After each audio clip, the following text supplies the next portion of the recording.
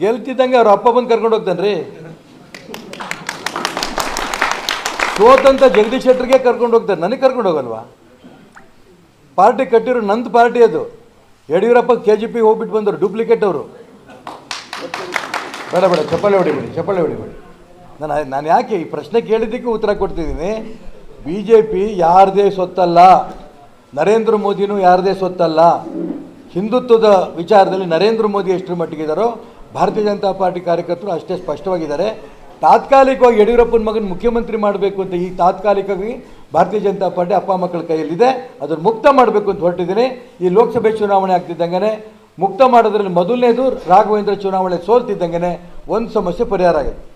ಇದಾಗ್ತಿದ್ದಂಗೆ ಲೋಕಸಭೆ ಚುನಾವಣೆ ಆಗ್ತಿದ್ದಂಗೆ ವಿಜಯೇಂದ್ರ ರಾಜ್ಯ BJP ಅಧ್ಯಕ್ಷ ಸ್ಥಾನ ರಾಜೀನಾಮೆ ಕೊಡ್ತಾನೆ. ಕರ್ನಾಟಕ ರಾಜ್ಯದಲ್ಲಿ ಅಪ್ಪ ಮಕ್ಕಳ ಕೈಯಲ್ಲಿರುವಂಥ ಭಾರತೀಯ ಜನತಾ ಪಾರ್ಟಿ ಮುಕ್ತ ಆಗತ್ತೆ.